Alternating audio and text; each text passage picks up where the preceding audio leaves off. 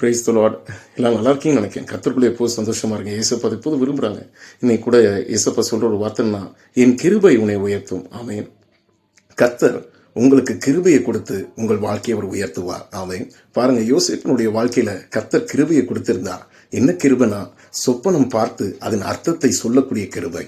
யோசேப்பினுடைய வாழ்க்கையில் அந்த கிருபை இருந்தனால கர்த்தர் எங்கெங்க கொண்டு போனாரோ அந்த இடத்தில் எல்லாம் சொப்பனத்தின் அர்த்தத்தை சொல்லி கர்த்தர் அவனை உயர்த்தி கொண்டே இருந்தார். ஆமென். உங்கள் வாழ்க்கையிலும் கர்த்தர் கொடுத்த கிருபை எடுத்து பயன்படுத்தும் போது கர்த்தர் உங்கள் வாழ்க்கையை ஆசீர்வதிப்பார்.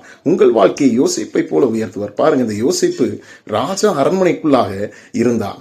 இந்த யோசேப்பு தான் ராஜாவின் சொப்பனத்தை கேட்டு அதற்குரிய அர்த்தத்தை சொல்லும்போது ராஜா அவனை 2ஆம் அதிபதியாக ப்ரொமோட் பண்ணினார்.